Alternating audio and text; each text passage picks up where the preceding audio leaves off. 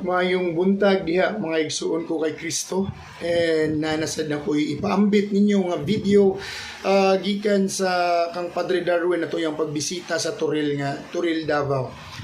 Dili ni siya sa pag-unsa karon na nako kay kasagaran raman dili tanan.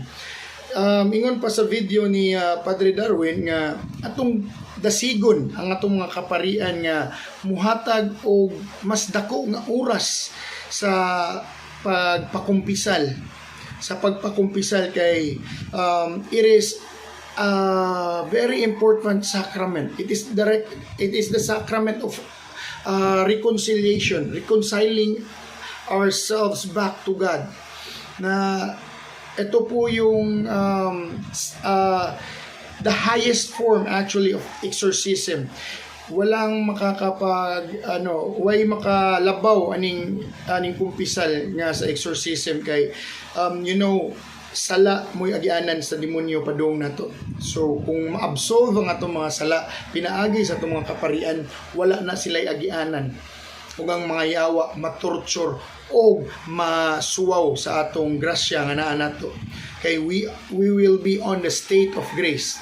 So mga igsoon atong idasig atong mga kaparian nga og atong mga kauban sa parokya nga muduol sa sakramento sa kumpisal.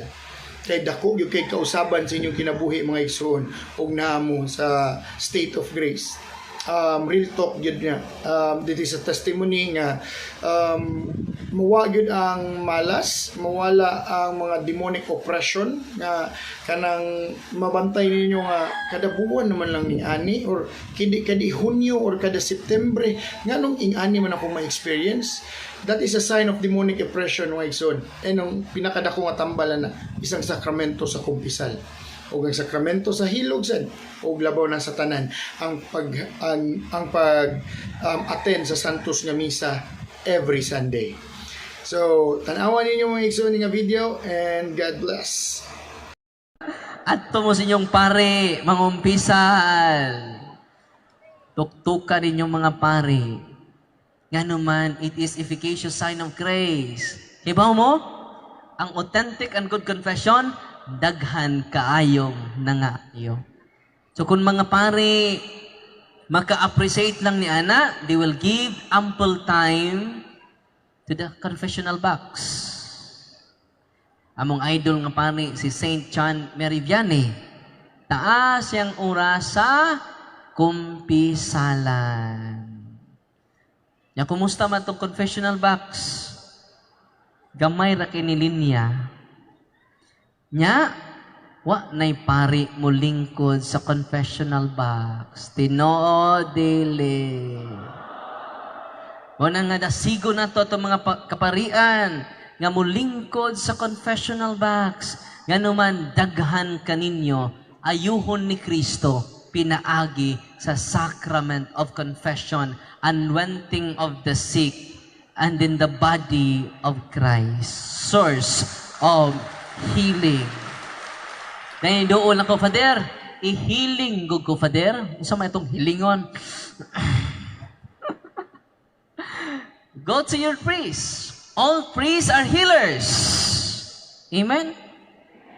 Mangumpisal mo, unya, inyong gamiton, di man mo kahimo sa sacraments. Di man mo ka-administer sa sacraments. Ang pare raman.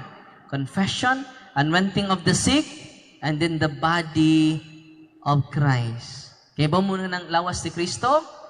Source of... Unsa ang lawas ni Kristo? Source of healing. Kanang inyong mga sacramentals ron, instrument of healing.